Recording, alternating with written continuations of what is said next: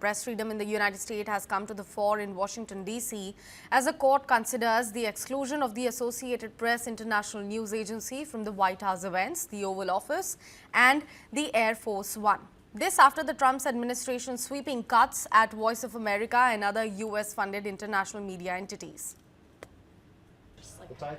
I think we're all very concerned about any moves that would curtail this critical pillar of our democracy here.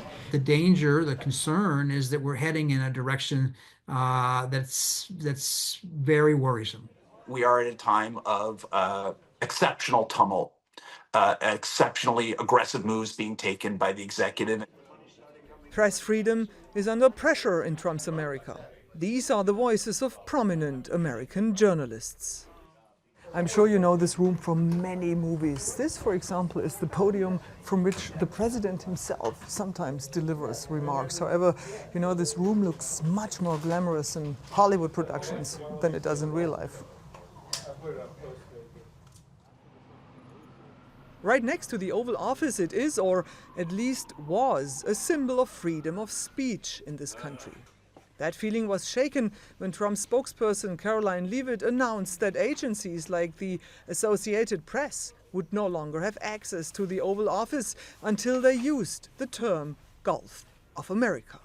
If we feel that there are lies being pushed by outlets in this room, we are going to hold those lies accountable. And it is a fact that the body of water off the coast of Louisiana is called the Gulf of America. She also said that from now on, influencers and new social media outlets would be granted access.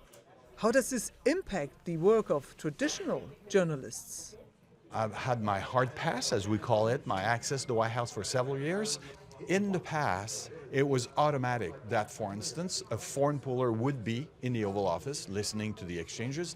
Now, from one day to the other, we're not sure. There's more uncertainty.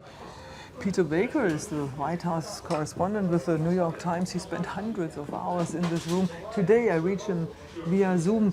My wife and I were in Russia during the beginning of Putin's era, and that's the first thing he did when he began to consolidate power, was to put pressure on the independent media to take over the one main independent television network, to make sure that people reported only what he wanted them to report and to ask him only the questions he wanted to be asked. And we're not there, obviously, at this point, but the danger, the concern is that we're heading in a direction that's very worrisome. Brian Glenn wants to talk outside. He says the other journalists are not very friendly to him. He works with Real America's Voice, a conservative streaming channel.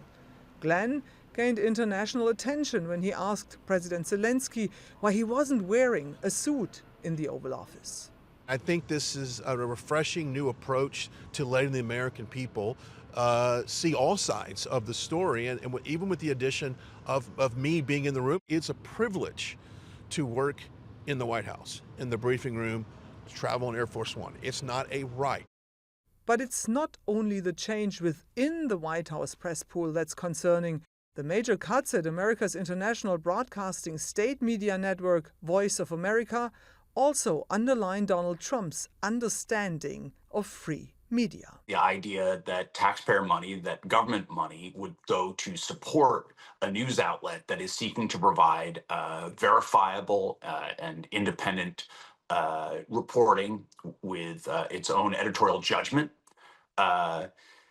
is an affront to the idea that somehow he control every message, he control every news cycle, he control every editorial judgment.